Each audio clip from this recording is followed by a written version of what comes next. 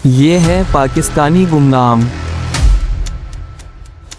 वो लोग जिन्होंने सब कुछ देकर कुछ नहीं मांगा, सिर्फ एक खामोश विरसा छोड़ गए।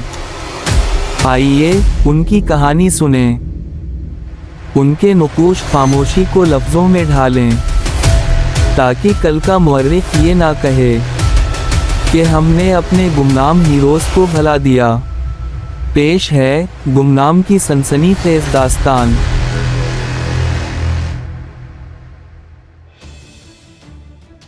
सुबह रोशन हो चुकी थी, जिसकी हल्की रोशनी इस गार में भी महसूस की जा सकती थी।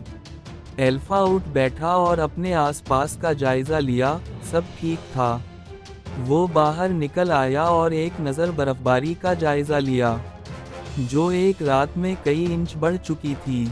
ये तो शुक्र था कि उसे महफूज जगह मयस्सर आ गई थी, जहां वो सुकून से सोया था, वरना खोले आसमान तले इसका वजूद बर्फ में तब्दील हो चुका होता। जल्दी जल्दी इसने कुछ खुश्क लकड़ियां जमा कीं और वापस गार में चला आया, क्योंकि बाहर अभी भी बर्फानी हवा चल रही थी।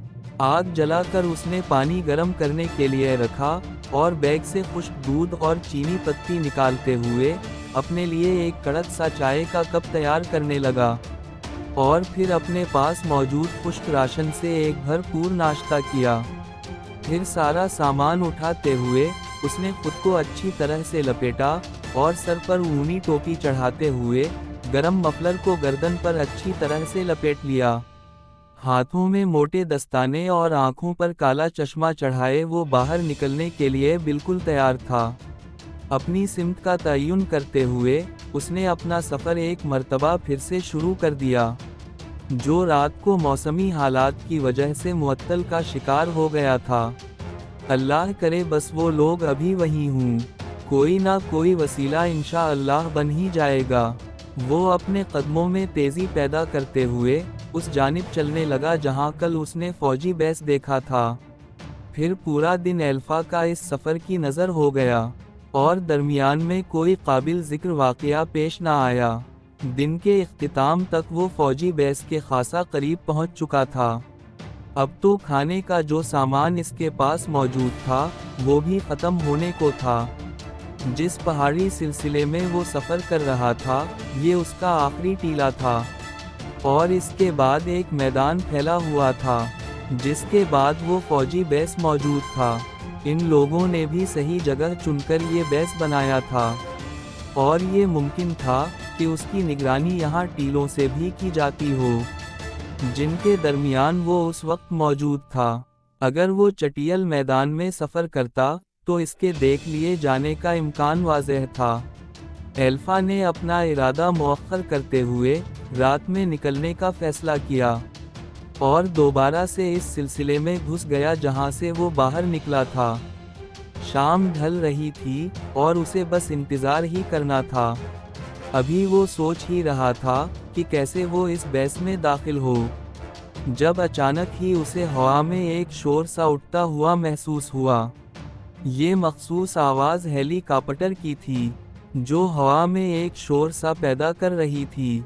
वो फौरन से खड़ा हुआ और टीले की आड़ से निकलते हुए खुली जगह पर आ गया। थोड़ी ही देर में उसे एक हेली नज़र आया, जो यकीनी बात थी कि इंडियन एयर फोर्स का ही था। इस हेलीकॉप्टर ने इसके शक को तक़वियत बख्शी कि रवि प्रसाद भी यहीं मौजूद है। एक लावा सा एल्फा के अंदर फूट पड़ा और आंखों में एक आग सी रोशन हो गई। जितनी मर्जी कोशिश कर लो, ये मेरा शिकार है और इसे चाहकर भी तुम लोग नहीं ले जा सकते। वो धीरे से बड़बड़ाया और वापस अपनी गार में चला आया। इसे मालूम था कि रात होने वाली है और ये हेली रात में उड़ने की सलाहियत नहीं रखता, लेकिन सुबह पहले टाइम इसका यहाँ से कूच कर जाना एक यकीनी सी बात थी। अब जो भी करना है रात में ही होगा, वो खुद से मुखातिब होते हुए बोला और बेचैनी से इंतज़ार करने लगा। इसके पास मौजूद दूरबीन में थर्मल विज़न मौजूद था और वो इसके सर पर भी फिट हो जाती थी। आखिरकार सूरज गुरूब हुआ और एल्फा टीले की ओट से निकल आया। थोड़ा मजीद इंतज़ार करने के बाद वो दूरबीन को अपनी टोपी पर सेट करते हुए इस चटियल मैदान में धीरे धीरे आगे बढ़ने लगा। इसने फ़िलहाल उसे नाइट विज़न पर सेट किया हुआ था और रात में भी उसे सब कुछ दिखाई दे रहा था। वो बिल्ली की सी चाल चलता हुआ तेज़ी से फौजी बेस की जानिब बढ़ रहा था। जहां इसे कोई आवाज़ सुनाई देती वो फौरन ज़मीन पर लेट जाता और दूरबीन को थर्मल विज़न पर डाल देता। एक मर्तबा उसे एक कदरे बड़े साइज़ की बर्फानी बिल्ली नज़र आई तो इसकी हंसी निकल गई। मुझसे अच्छी तो ये है, कम अज़ कम आज़ादी से तो फिर सकती है, वो हौले से बोला और दोबारा से अपना सफ़र शुरू कर दिया। बेस की दीवार के साथ उसने रुकना मुनासिब समझा और थर्मल विज़न में चारों जानिब नज़र दौड़ाई तो उसे दूर टीलों में हरकत नज़र आई और वो जगह इस जगह से बहुत ही करीब थी जहां उसने अपना पूरा दिन गुजारा था। एक अजीब सी मुस्कुराहट इसके चेहरे पर छा गई। वहां से निकल आया हूँ तो इंशाअल्लाह यहाँ से भी बखैरियत निकल ही जाऊंगा, और वो भी मेहमान के साथ। वो मुस्कुराते हुए बोला और दीवार का जायज़ा लेने लगा जो खालिस पत्थरों से बनाई गई थी और ऐन इसके सर के ऊपर वॉच टावर बना हुआ था। लेकिन शायद इन्हें उम्मीद नहीं थी कि कोई यहाँ तक भी आ सकता है, इसलिए वो बेफिक्री से अपने मामूलात में मगन थे। वो दीवार के साथ साथ चलता हुआ वॉच टावर से थोड़ा आगे आया और अभी अंदर दाखिल होने का सोच ही रहा था कि अचानक ही होल्ड की आवाज़ इसके कानों से टकराई और इसका सांस रुकने लगा। आवाज़ थी गोया कोई बम था जो एल्फा के समाज से टकराते हुए फट गया था। इसने सर घुमाते हुए आसपास देखने की कोशिश की लेकिन उसे तो कुछ भी नज़र न आया, जबकि आवाज़ आने के बाद एक हलचल सी मच गई थी। इसने गौर किया तो उसे समझ आई कि ये सब कुछ दीवार के उस पार यानी दूसरी जानिब जारी है, जबकि वो हनूज अंधेरे में खड़ा हुआ था। उफ, शुक्र है बचत हो गई, वो एक ठंडी सांस खारिज करते हुए बोला और दीवार का जायज़ा लेने लगा। अभी वो अंदाज़ा ही लगा रहा था कि उसे एक दो कदम के फासले पर ऐसी आवाज़ सुनाई दी जैसे कोई कुंडी खोली जा रही हो। वो तीर की सी तेज़ी से वहां पहुंचा जहां से आवाज़ आ रही थी। वहां अंधेरे में एक अदद लोहे का दरवाज़ा मौजूद था जो कि बस खुलने ही वाला था। इसने सोच लिया था कि उसे आगे क्या करना है। जैसे ही दरवाज़ा खुला एक औरत बिगड़े हुए हुलिये में बाहर निकली और मैदान की जानिब दौड़ी। इसके पीछे दो फौजी फौरन से निकले और इस औरत के पीछे भागे। इसे सारी सूरत-ए-हाल समझने में महज कुछ ही लम्हे लगे। वो चूंकि दीवार से चिपका हुआ खड़ा था, इसीलिए इसके देखे जाने का इम्कान ना होने के बराबर था जब तक कि इस पर टॉर्च की रोशनी ना फेंकी जाती। इन दोनों फौजियों ने बाहर निकलते ही औरत के पीछे दौड़ लगा दी और कुछ ही देर में उसे जा लिया। इसके लिए इतनी ही मोहलत काफ़ी थी। जब तक वो पलटते वो सिरकते हुए अंदर दाखिल हो चुका था। ये एक चौकोर कमरा था जो था तो बहुत छोटा सा, लेकिन इसके काम आ गया था। वहाँ मौजूद लकड़ी के डब्बों के पीछे छुपने की वाफिर जगह मौजूद थी, इसलिए वो लकड़ी की पड़ी पेटियों के पीछे सुकून से बैठ गया। कहाँ भागी जा रही थी मेरी जान? अभी तो हमारा नशा भी नहीं उतरा और तुम तंग हो गई। दोनों फौजी इस औरत को लिए वापस पलटे और कमरे में दाखिल होते ही एक फौजी ने औरत को अफगानी ज़बान में छेड़ना शुरू कर दिया। औरत जो कि खुद भी अफगानी थी, दुखी लहजे में फरियाद करने लगी। तो एक फौजी ने इसे घुमाकर एक थप्पड़ मारा। आवाज़ निकाली तो अब की बार भेजे में सुराख करूँगा। फौजी इसे घसीटते हुए कमरे की दूसरी जानिब गायब हो गए। इसे समझ आ गई कि यहाँ क्या खेल खेला जा रहा था। सौराख तो मैं करूँगा और ऐसा करूँगा कि साइज देखकर लोग यकीन नहीं करेंगे। वो गुस्से से बोला और पेटी के पीछे से निकल आया। आराम से दरवाज़ा खोला और जहाँ वो तीनों गायब हुए थे वहाँ देखने लगा। ये एक गोदाम टाइप जगह थी।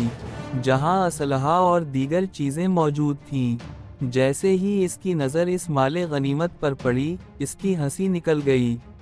वाह मेरे अल्लाह, इसे कहते हैं कि छप्पड़ फाड़ कर देना। वो मुस्कुराते हुए एक पेटी की तरफ आया और उसे खोल कर देखा तो इसमें हैंड ग्रेनेड भरे हुए थे। इसने कुछ ग्रेनेड निकालते हुए इन्हें अपनी बेल्ट के साथ उरस लिया। फिर वो काफ़ी देर इस माल खाने में घूमता रहा और कई काम की चीज़ें इसके हाथ चढ़ गईं। इसने जो हिकमत अमली तय कर ली थी, उसके तहत इसके हाथ मशीनी अंदाज में चलते रहे। कुछ ही देर में वो अपने काम से फारिग हो चुका था। वहाँ से निकलते हुए उसने अपनी थर्मल विजन साइट ऑन कर ली थी, क्योंकि काफ़ी अंधेरा फैला हुआ था। दरवाज़ा खोलते ही एक राहदारी इसके सामने मौजूद थी, जो कि खाली पड़ी हुई थी, और इसमें दाएं और बाएं कई कमरे मौजूद थे। वो सुनगून लेता एक एक कमरे के सामने से गुजरने लगा, तो एक कमरे के नीचे से उसे हल्की रोशनी आती दिखाई दी। इसने फौरन अपने कान इस दरवाजे के साथ लगा दिए। भगवान की बड़ी कृपा हो गई जो आप इनके शिकंजे से निकल आए, वरना तो आपका 1-2 का फौर हो गया था रवि साहब। कोई हंसते हुए बोला, तो एक गहरी मुस्कुराहट इसके चेहरे पर भी छा गई। साले पता नहीं कौन थे, मैं मारखोरों के काम करने के तरीके से बड़ी अच्छी तरह वाकिफ हूँ। ये साले वो नहीं थे, कोई और थे, मगर बड़े नपे तूले अंदाज में काम कर रहे थे। अब यहाँ से अंदाज़ा लगा लो मेजर अर्जुन कि वो आम से कपड़ों में थे और मुझे बहरूप में भी पहचान बैठे। सीधा मेरे पास आए और मुझे लेकर चलते बने। लगता है इस बलराज ठाकुर ने इन्हें सारी इन्फॉर्मेशन दे दी थी, तभी तो वो सुकून से मुझे उठा कर ले चले, वरना मैं कोई तरनवाला नहीं हूँ। रवि प्रसाद की आवाज़ तो वो लाखों में भी पहचान सकता था।